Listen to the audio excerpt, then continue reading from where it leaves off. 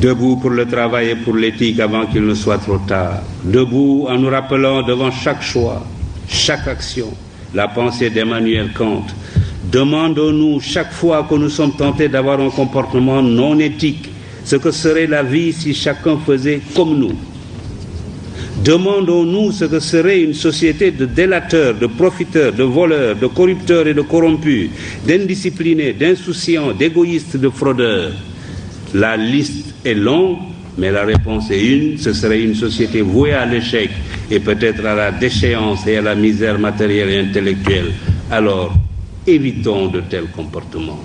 J'avais ajouté, déterminons-nous à débusquer et à écarter sans complaisance au besoin et à punir sans faiblesse ce qui ruine ce pays ou le desservent, les corrompus et les antinationaux, les roublards et les paresseux. Cultivons l'honnêteté et le courage au travail, que chacun au poste où il est, du ministre au planton, du chef d'entreprise aux manœuvres, considère comme reposant sur ses seules épaules le destin de la nation. Inventons un système qui ne récompensera désormais que la compétence, le travail et la probité. La vérité est que, à cette époque, j'avais constaté que le Sénégal avait fait, depuis qu'il avait accédé à l'indépendance, ensemble avec l'ancien Soudan français, 2 faux départs. Le premier a été constitué par la rupture de la Fédération du Mali. Je regretterai cette rupture toute ma vie, surtout aujourd'hui, où chacun est convaincu que la principale erreur dans ce continent est d'avoir accepté de le diviser en micro-États, livrés face à nos maîtres d'hier, à la fatale loi de la division qui amoindrit et affaiblit ce qu'elle divise. Plutôt que d'avoir de grands politiciens, cherchons à avoir de grands médecins, de grands ingénieurs, de grands professeurs, de grands spécialistes de l'économie et des finances, et même des savants. Les pays les plus puissants du monde ne sont pas ceux où la politique est reine. C'est plutôt le contraire. Les Marocains ne sont pas les seuls à se soucier de l'éducation, du travail et de l'éthique. L'Asie du Sud-Est, les organisations internationales et même les pays développés ont décidé de s'engager sur la voie de l'éthique.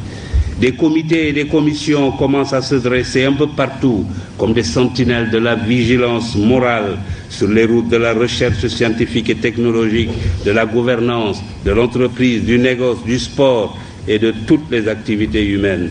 Leur mission consiste à informer, éduquer, prévenir, enquêter, proposer des remèdes ou des sanctions aux organes compétents. L'éthique est désormais enseignée dans plusieurs universités, écoles et instituts.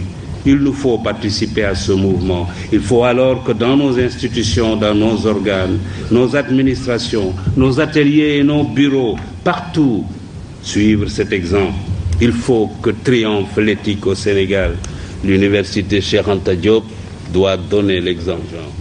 Le pouvoir est fait pour servir. Il est passager. L'argent ne sert qu'à satisfaire les besoins. Au-delà, il est inutile.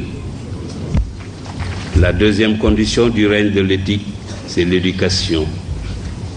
Il est indispensable que nos enfants et nos petits-enfants bénéficient d'une bonne éducation.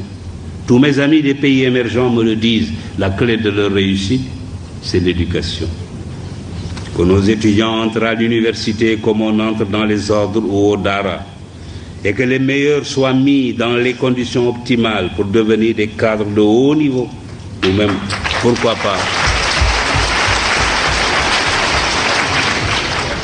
pourquoi pas, comme je le disais tout à l'heure, des savants.